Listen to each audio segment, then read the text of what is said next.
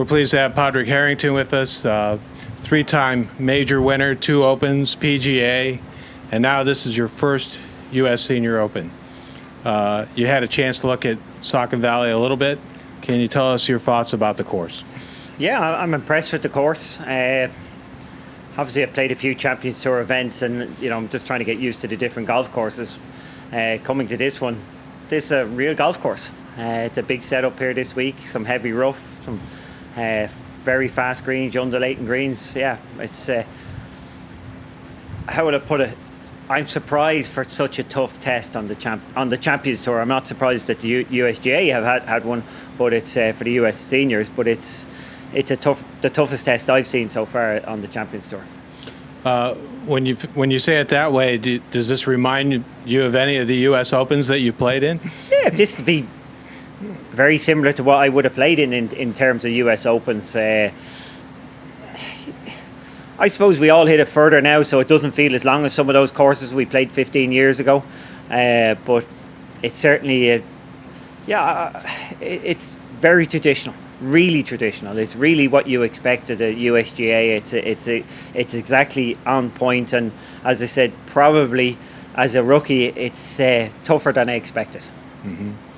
When you think back to all the US Opens you played in, how do you get yourself mentally prepared into something that's kind of a U.S. Open? It just happens to have the word senior in it. Yeah, it's. I suppose for me, it's slightly different at this stage. I'm coming into these as the new kid in the block. I'm in good form. I think I've been runner-up 3 of my last 6 events, so I'm kind of coming in trying to manage my own expectations. Looking at this golf course is certainly one that suits me.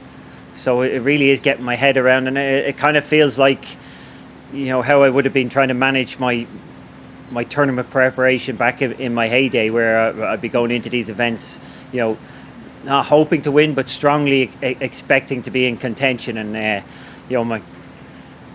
my caddy gave me a bit of a lecture today about being grumpy, which is kind of the way you get when you're trying to organise yourself before an event that you feel like you have a good chance, and you kind of trying to get everything perfect before it starts. And those are the sort of feelings I would have had back in the day. You kind of have to manage your expectations. Yep. Are there a couple of holes out here that kind of you'd be glad to walk away with par for 4 rounds that may have a big say in the tournament?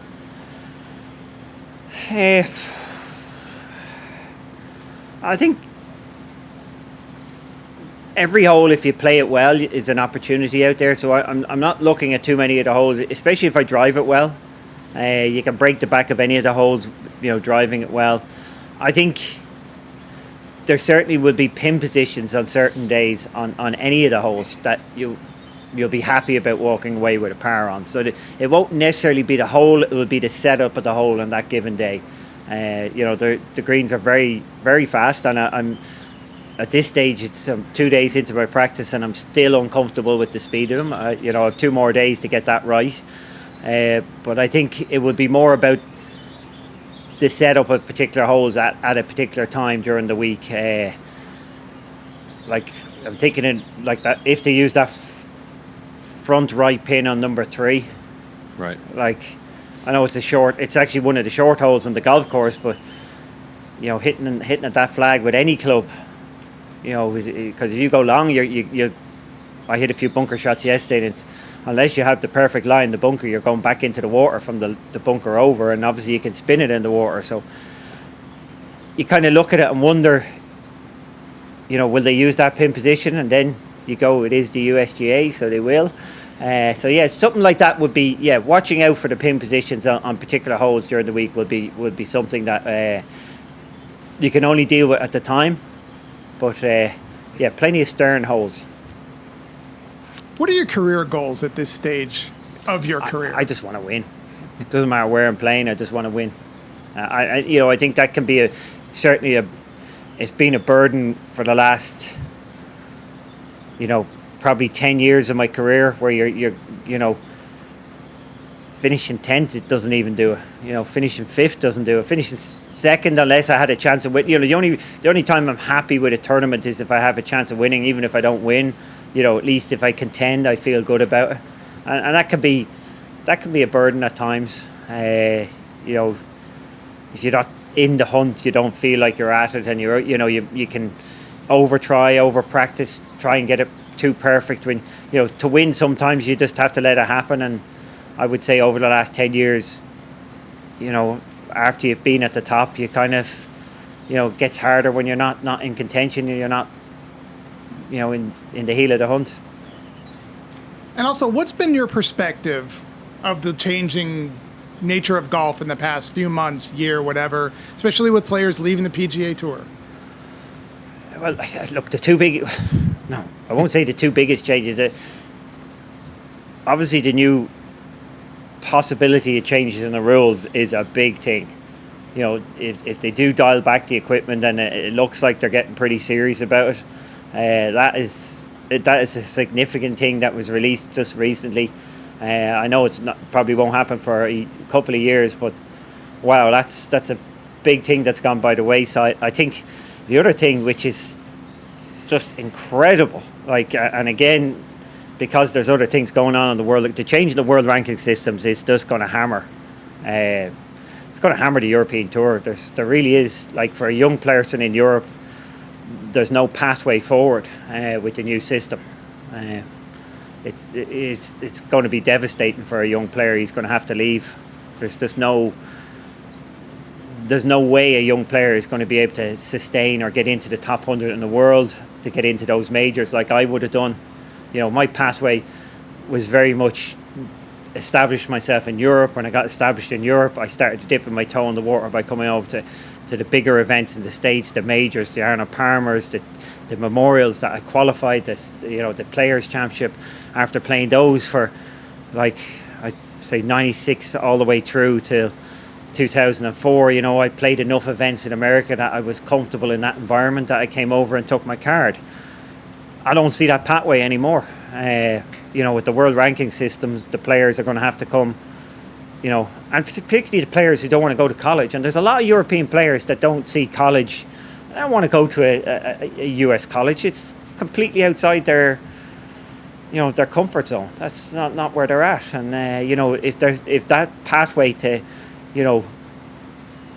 turn pro and play in Europe and have the comfort of your home environment, to grow your game, learn your game, to develop as a player, that with this new system, I know it's a meritocracy. I know Europe had a subsidy. I know all the international tours had a subsidy when it came to the world rankings, but it was something that protected those tours, and it's gone. It's devastating, and it's not getting it's not getting talked about, with all that's going on. But I think I'm distraught about it. For the young guys coming up, I just don't see the pathway anymore to get into the top 100, which is what you've got to do. Get in the top 100, and you can play the majors, you can play the best events, and test yourself without necessarily throwing yourself into the deep end. Have you played much golf with Stephen Ocker? And what do you think of his game, if you have? Stephen played in Europe for a while, so I would have known him over the years. He's obviously a really nice player, a lovely player. He seems to come to the PGA Tour or the Champions Tour. He seems to be peaking at this moment. This is his moment. The environment obviously suits him very well. Most guys on the Champions Tour, most of us has at least one issue going on. There's something going on in our games, that we're managing and trying to get by. He seems to be in the whole of his health. He doesn't seem to have any, anything going on in his game. It's right at the on his top, probably his best form ever in his life. And it's good timing, and he's delivering on it, which is very impressive too. It's one thing to play great golf, but it's another thing to win tournaments, and win tournaments when you're, expecting to, and when you're favourite. And he's doing a great job doing that. It's fair play to him. Can you imagine being your mid to late 30s and going through a season like he went, where he didn't make even a one cut and not walking away, or thinking about walking away from the game? Yeah. I mean, you've had your challenges, but something like that seems. Gee, I didn't have any. When? Not like that. No, I've never had anything like that. I think that's credit. shows his resolve. I think that's his personality, though. You know, he's a tough nut. For hanging around this long, many would, as you said, have given it up. And it's not like he competed on the Corn Ferry Tour at the end there, you know, coming into the Champions Tour the last couple of years. It couldn't be like that. That would be far tougher for him than PGA Tour, because you're going out playing golf courses that suit bombers. There wouldn't be the rough, there wouldn't be this, and he's going out there treading his way around, and those courses are not for that. And yeah, he honed his game, and now he's come into an environment that he has the best of both worlds. He's you know, a lovely player who's actually probably longer than average, and for the first time in his life, he's bombing it out there and making loads of eagles. Thank you. All right. One question about last year. You had a very strong result in the U.S. PGA at Kiawah, and then what has the past year been like transitioning over to senior golf? Have you had any thoughts that, you know, you could do some of the, like what Davis Love had done with playing sort of part-time on both tours, and what you know, anything in your results make you think about, you know, how you want to transition completely or not? Well, I'm intent on playing the events I want to play in the best events I can. So, you know, I played some events in Europe at the start of the year, and I was competitive. I feel I'm competitive at all levels. I've liked coming to the Champions Tour for a couple of reasons. One, I am carrying an injury. It helps me that I don't have to walk. It's a big issue for me physically. To go through the 72 holes this week will be a big strain on my right knee. So, Champions Tour is good for that. I look to the Champions Tour as somewhere as a safe haven to find my confidence, to find my game. I feel like I'm going to be in contention most weeks at the moment on the Champions Tour, so that gives me the place that you want to be, that feeling of every shot is important. Mm-hmm. And I do believe that helps me bring that back to my regular tournaments. Physically, I'm still capable of competing at the highest level. Mentally, that can be questionable. But funny enough, I think I've turned the corner on that end of things. So I actually feeling pretty good about my game and where I'm at, and I'm going home after this. I'm playing Irish, Scottish, and the Open, and I'm not going to any of those three events with the idea of making up the numbers.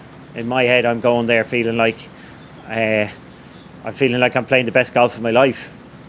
Doesn't matter whether it's true, I'm feeling like it. So I'm happy I can compete, and I do believe that the Champions Tour is helping me in that sense, that I'm I'm in the environment like we talked about with Steve, or I feel this week that I feel like if I do things right this week, I should be in with a chance at the end of the week, and that's a different pressure than turning up, at times where you're hoping for a miracle. I'm hoping for a good week. I'm not hoping for a miracle. I'm hoping for just give myself a good week, and I know I'll be there or thereabouts at the end of the week. You talked about being grumpy a little bit. You probably anxious, I think it probably was. Yes. So you probably saw when Justin Thomas won the PGA, had a little bit of a talking to from Jim Mackay the night before about his attitude a little bit. How hard is it to sometimes fight yourself out of a negative feeling about your game, in general? Well, let's face it, negativity has worked for plenty of people in the past. So that this is, there's plenty of people who've broken clubs, thrown clubs, got angry and have won. So it's not an automatic that not being grumpy. But on the face of things, for me, I've always played my best golf when I'm enjoying it. When I'm slightly, I won't say, I definitely can get too intense. I can get, just brooding, thinking too much, analysing too much. I definitely play my best when I'm happy, talking, not really thinking too much about my game. I would think that's the way to go, but it's been proved wrong with many people.